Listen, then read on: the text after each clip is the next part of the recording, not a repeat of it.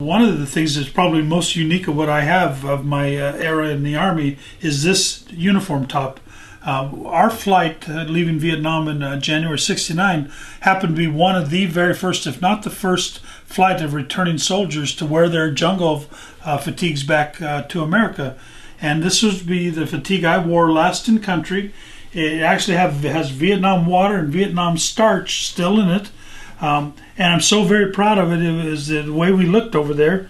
And this would represent the 140th Maintenance Transportation Company I was with that supported the 117th Assault Helicopter. We were part of the 1st Brigade in Southern Province of Vietnam. A great part of the Vietnam War was this workhorse, and it was called a lift ship or a utility ship. Our job was to protect these pilots, to carry in supplies, ammunition, and food, and our soldiers, our infantry and others, into the LZs, use these machine guns to protect them as they went in, protect them as we came out. And this side would be me. I would be the door gunner arming this side, and the pilot would be here, the commanding pilot would be on the left, and we would go in and out of LZs on a regular basis. And any chance I got, I rode with the guys in the helicopters, and I quickly became an accomplished door gunner. I learned how to fire an M60 machine gun. I learned how to do mechanical work on the helicopters. I was just like an assistant crew chief, and I grew more and more in love with that job. And I had a passion to help and protect. So my job was basically on the ground to make that helicopter be worthy to be flight capable. In the air, our job was to keep it flight capable and protect everyone on it.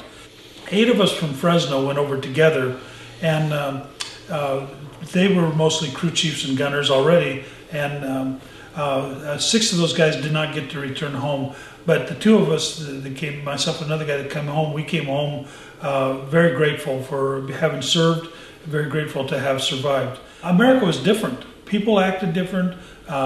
Society had a different attitude towards the war in Vietnam. In fact, some were in denial, wouldn't accept it as being a war. When we returned home from Vietnam, most of us came home quiet.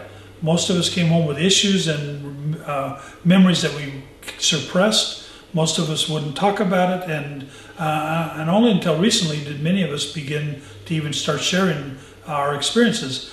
When I came home from Vietnam, I came into an airport in my jungle fatigues, and people didn't know what to think of that, and I made very little eye contact with people. 75% of the people that were in that job either got wounded or didn't get to come home at all. So I was blessed to get to come home. I regret every one of those who were wounded and didn't get to come home.